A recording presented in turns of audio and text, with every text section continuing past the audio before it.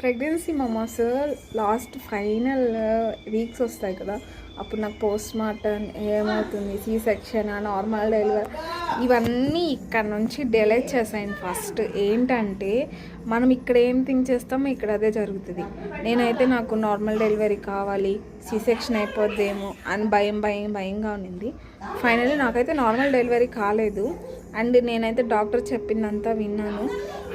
ఒక డేలో 8 hours నడిచాను. So అది నడవడం వల్ల ఏంటి అనేది నా స్టమక్ అయితే పైకి ఉండేది, పై స్టమక్ నాకు.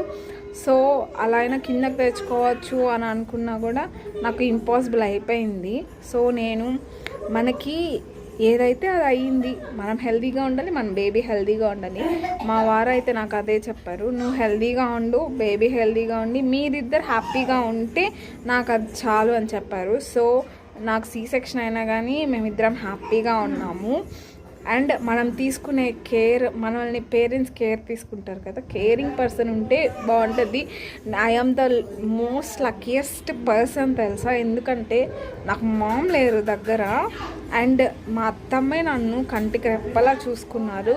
And I'm sorry to my అత్తమ్మ. అంటే కొన్నిసార్లు చిన్న గొడవలు వచ్చాయి మాకు, నేను పెద్దగా రియాక్ట్ అయిపోయాను. కానీ ఆమె లేకపోతే ఈరోజు నేను లేను. అంటే ఎవరు చూసేవాళ్ళు లేరు, ఆమె నాకు అన్నీ. నా హస్బెండ్ తర్వాత my mom in law is my goddess, అంతే, ఇంకేం చెప్పలేను నేను.